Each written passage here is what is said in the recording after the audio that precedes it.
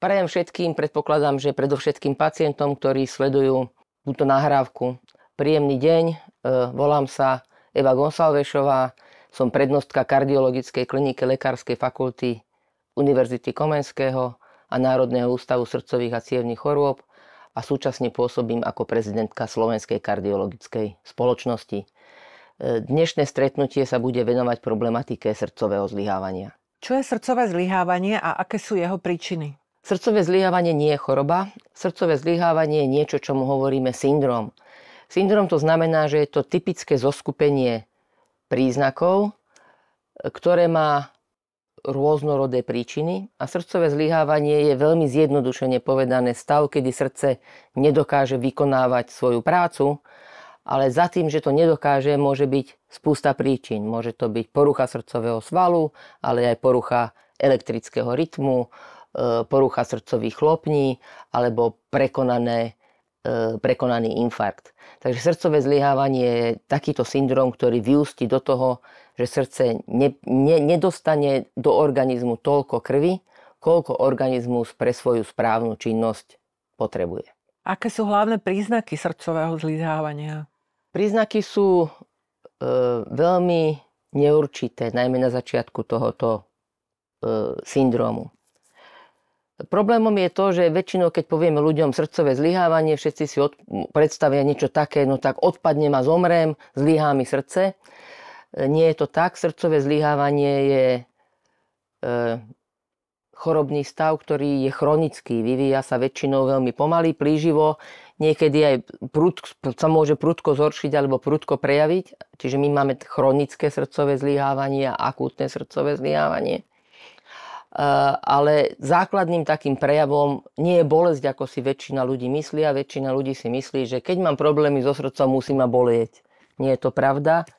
Srdcové zlyhávanie sa prejavuje najčastejšie pocitom nedostatku vzduchu. To znamená, že pacient nevie dýchať, povie, ja sa dusím, ja nevládzem, musím odpočívať. A na začiatku je to pocit nedostatku vzduchu pri fyzickej námahe. To sa väčšinou zvykne zhoršovať a potom sa pacienti ako keby dusia, alebo sú dýchaviční aj pri malej námahe. Takže dýchavica, opuchy dolných končatín v pokročilejších štádiách. Únava, nevýkonnosť. Aké vyšetrenia budem musieť podstúpiť na potvrdenie diagnózy a sledovanie stavu? Jedným z najdôležitejších súčastí vyšetrenia je rozhovor pacienta s lekárom. Dôkladný rozhovor, kde lekár vie, čo sa má opýtať a vie v tom, čo mu pacient odpovedá, hľadať tie príznaky srdcového zlyhávania. A keď to lekár vie, tak to väčšinou z toho rozhovoru vie celkom dobre rozoznať. Treba na to však veľkú skúsenosť a trochu odvahy. Takže treba toto podozrenie, ktoré vznikne na základe rozhovoru, potvrdiť nejakými testami. Prvé je obyčajné fyzikálne vyšetrenie, ale ktoré vôbec nemusí ukázať žiadnu. Fyzikálne vyšetrenie to znamená, že popočúvam pacienta, popozerám sa. Nemusí ukázať vôbec žiadnu abnormalitu. A takým tým potvrdzujúcim vyšetrením je echokardiografia. A potom máme ešte aj určité laboratórne krvné testy, v ktorých sú určité, hovoríme im biomarkery, nachádzajú sa tam zvýšené určité hladiny niektorých bielkovín, ktoré signalizujú, že srdce pracuje vo veľkom strese. Takže kvalitný rozhovor, echokardiografia a špecifické krvné testy. Aké typy srdcového zlyhávania existujú? Aké sú medzi nimi rozdiely? Hovorili sme už o dvoch: chronické a akutné. Chronické sa vyvíjajú plíživo a ten stav tej únavy a dýchavice zvykne progredovať, až pacient teda má naozaj problémy aj pri minimálnej námahe. A potom je to akútne, ktoré ten stav môže byť aj dramatický. Niekedy tomu hovoríme plúcny edém, že sa proste začne v priebehu hodiny dusiť natoľko, že sedí a len sa drží a len úsilne dýcha. To je z toho pohľadu, ako srdcové zlyhanie vzniklo. Ale potom sú rôzne typy srdcového zlyhávania podľa toho, čo je jeho podstatou. A tu rozoznávame dva také základné typy. Tomu prvému hovoríme, že systolické, ale veľmi zjednodušene povedané, srdce je slabé. Čiže namiesto toho, aby sa takto vzťahovalo, dokáže robiť len toto. Je slabé, je vysilené. A výsledok je to, že do organizmu ide málo krvi. Druhé typ srdcového zlyhávania, ktorý rozpoznávame teraz oveľa častejšie a je veľmi typický predovšetkým pre staršie ženy, je to, že srdce nie je veľké, nie je zväčšené, je úplne normálne. Často bývajú zhrubnuté steny a ono sa nedokáže dobre plniť. Že nie je problém to, že nemá sílu vypudiť, je problém to, že je malé, tuhé a neplní sa dobre. Ale výsledok je presne ten istý. Ten množstvo vypudzovanej krvi je malé. Čiže hovoríme, že máme srdcové zlyhávanie systolické s malou ejekčnou frakciou alebo srdcové zlyhávanie diastolické. To plnenie sa volá diastola, to vyvrhávanie sa volá systola. Tak to sú dva také medzníky a samozrejme to není biele a čierne, medzi tým je 50 odtieňov šedej. Aké sú možnosti liečby? Budem brať lieky alebo ma čaká operácia? Možnosti liečby sa odvíjajú od príčiny. Na začiatku bolo, že je to syndrom, ktorý môže byť zapričinený aj slabým srdcovým svalom, aj chlopňami, aj elektrikou a často kombináciou rôznych týchto príčin. Takže je to veľmi individuálne, ale vždy je to tak, že každý pacient má nejaké dietné a režimové opatrenia. Každý. Každý pacient dostane sadu liekov. Každý. A podľa toho, čo je tam prídatné alebo čo je príčinou, môže ísť na nejakú operáciu. Operáciu chlopne, opravu vedenia elektriky v srdci, korekciu fibrilácie predsiení. Čiže tie dve línie sú pre všetkých. Režimové opatrenia, určitá miera fyzického tréningu. Čiže kedysi sa hovorilo, máš slabé srdce, odpočívaj a lež. To teraz nehovoríme, máš slabé srdce, odpočívaj, ale vkladaj do toho dňa, do toho režimu aj nejakú fyzickú aktivitu, dokonca tréningového charakteru. A potom každý dostane sadu liekov. A ten tretí stupeň sa volí individuálne podľa individuálneho profilu ochorenia. Môžem stále športovať? Znova veľmi individuálne, závisí to od fázy ochorenia, štádia ochorenia, od toho, aký sa pacient cíti, aká je príčina. Vo všeobecnosti a závisí to od toho, čo si predstavujem pod pojmom športovať. Áno, tak nejaké extrémne športy určite nie, ale ľahké športovanie, nech sa páči, závisí to od toho, čo ten pacient dokáže. Podľa toho sa mu individuálne nastaví, či to má byť vo forme ľahkých prechádzok, alebo môže robiť všetko, čo bežný človek. Tak na toto sa nedá jednoznačne odpovedať. Jednoznačne odpoveď sa dá na to. V súčasnosti sa pri liečbe chronického srdcového zlyhávania neodporúča kľud na lôžku. Odporúča sa nejaká forma fyzickej aktivity a to aká a koľko závisí od individuálnych charakteristík toho pacienta a toho ochorenia.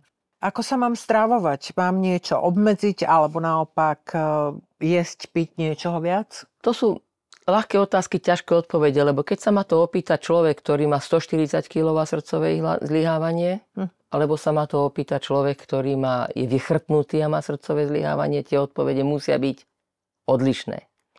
Ale vo všeobecnosti, keď si odmyslíme tých naozaj obéznych ľudí, vo všeobecnosti chceme, aby ľudia jedli dobre, jedli zdravo, jedli veľa bielkovín a nesnažili sa chudnúť, aj keď majú ľahkú nadváhu, keď už majú srdcové zlyhávanie, nenútime ich, aby chudli.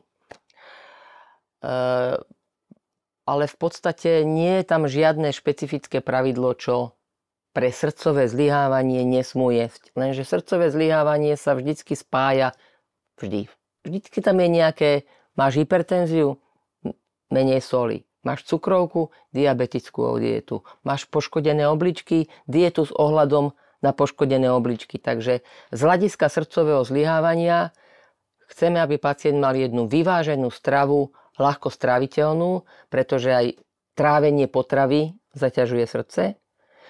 Čiže ľahko stráviteľnú, vyváženú, hodnotnú stravu, nakombinovanú s určitými dietnými zohľadnením súčasne bežiacich iných ochorení, ktoré tam sú takmer vždy. Lebo niečo to srdcové zlyhávanie spôsobilo. Ako zistím, či sa moje srdcové zlyhávanie zhoršuje? Čo mám robiť v prípade zhoršenia príznakov? Tak väčšinou si pacienti myslia, že my to odmeriame a vidíme, že sa zhoršujem, koľko mám tých percent a aké to mám. Pre nás pri manažmente srdcového zlyhávania je extrémne dôležité, ako sa ten pacient má.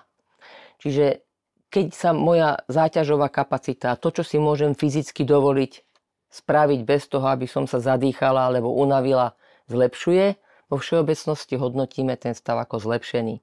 A to je otázka na to, čo je signálom, že sa to zhoršuje. To, že som viac unavený, viac sa zadýcham, opúchajú mi nohy, mám nízky tlak, netolerujem lieky, krúti sa mi hlava, musím veľa odpočívať. To sú signály zhoršenia. A čo vtedy spraviť najlepšie je teda sa pokúsiť vyhľadať svojho ošetrujúceho lekára. Čo môžem urobiť, aby som minimalizoval riziko ďalších komplikácií? Dodržiavať pokyny lekára, užívať pravidelne lieky. Ono to niekedy vôbec nie je jednoduché, lebo tá farmakologická liečba býva veľmi komplexná, obsahuje kombináciu minimálne 4 liekov. Minimálne. Takže niekedy to vie byť dosť zložité. Ale prvá vec je mať nejaký režim a disciplínu, druhá vec je užívať lieky a tretia asi nie je, tak ono niekedy má človek nejaký osud. Nemá všetko v rukách. Ale to, čo môže spraviť pre seba, je naozaj sa pridržať maximálne tým odborným radám a tým opatreniam, ktoré dostane. Aké sú očakávané výsledky liečby a aký je možný dlhodobý vývoj môjho srdcového zlyhávania? Ako všetko v medicíne je to veľmi individuálne. Sú pacienti, ktorí dostanú lieky a žijú s malými obmedzeniami dlhé roky. Sú pacienti, ktorí umierajú v priebehu pol roka. Keď sa opýtate na nejaké priemery, lebo vždycky sa to priemeruje, tak prežívanie pacienta so srdcovým zlyhávaním je podobné ako prežívanie pacienta s rakovinou hrubého čreva. Možno, že aj niečo, možno, že aj horšie. Preto si myslíme, že je to stav alebo ochorenie, ktoré netreba podceňovať. Ľudia, keď komunikujete s pacientami a poviete mi, vážený pani, vy máte rakovinu, tak sa vystraší a začne všetko ostatné dá bokom a podriadi celý svoj život tomu, aby sa vyliečil. Keď niekomu poviete, že má srdcové zlyhávanie, tak si povie, no tak mám niečo so srdcom, však teda to sa dá liečiť a neberie sa to tak vážne. No, niečo mám so srdcom, nejaké tabletky dostanem, bude dobre. Takže keby som porovnala tieto dve choroby, tak je tu ešte jeden veľký rozdiel. Z rakoviny čreva sa dá vyliečiť, srdcové zlyhávanie sa vyliečiť nedá, dá sa len liečiť. Tak to nie je nastrašenie, ale to je na uvedomenie si toho, že keď mám žiť dlhšie a dobre, tak naozaj treba niektoré tie lieky a tie zákroky podstúpiť a vtedy sa u väčšiny pacientov podarí urobiť život dlhší a celkom kvalitný. Ako môžem predísť tomuto ochoreniu? Ako by ste odporúčili prevenciu a prípadne aký odkaz máte pre pacientov? Začali sme s tým, že srdcové zlyhávanie je syndrom, ktorý je výsledným stavom iných poškodení srdca. Prvé najčastejšie je vysoký krvný tlak. Neliečený vysoký krvný tlak, zle liečený vysoký krvný tlak po mnohých rokoch vyústi do nejakej formy srdcového zlyhávania. U nás 90% pacientov, ktorí majú srdcové zlyhávanie, majú aj vysoký krvný tlak, alebo ho mali. Druhou takou najčastejšou príčinou, alebo veľmi častou príčinou, prečo to srdce vyústi do toho stavu, že je slabé, je ischemická choroba srdca. To znamená upchávanie ciev, infarkty a treťou takou okolnosťou, s ktorou sa spája srdcové zlyhávanie, je cukrovka. A keď si tieto tri veci predstavíte, vysoký krvný tlak, ischemickú chorobu srdca a cukrovku, tak extrémnu úlohu, možno že najdôležitejšiu, tu zohráva zdravá strava.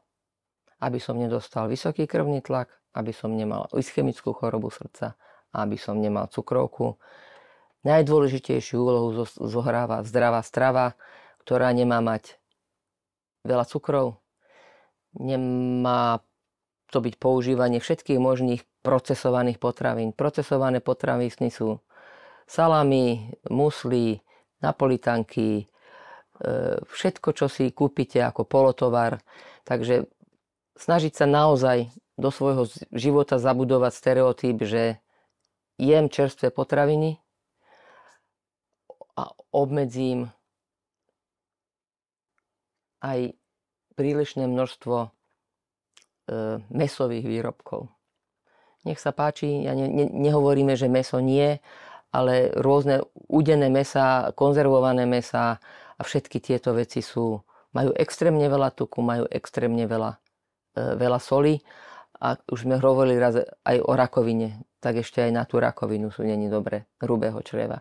Takže čerstvá potrava, ovocie, zelenina, to je pravdepodobne ten koreň všetkého a potom trošičku viacej pridať na pohybe. A to zasa nemusí byť nejaký extrém, nikto si nemyslí, že teraz každý z nás musí vyraziť na 100 kilometrovú túru na bicykli každý druhý deň. Stačí, keď prejdete 8000 krokov, čo nie je také strašné. Takže želám všetkým, ktorí ešte to pozerali, ešte nemajú srdcové zlyhávanie, aby sa starali o svoje zdravie a liečili choroby, ktoré sa im našli poriadne, aby sa tam nikdy nedopracovali.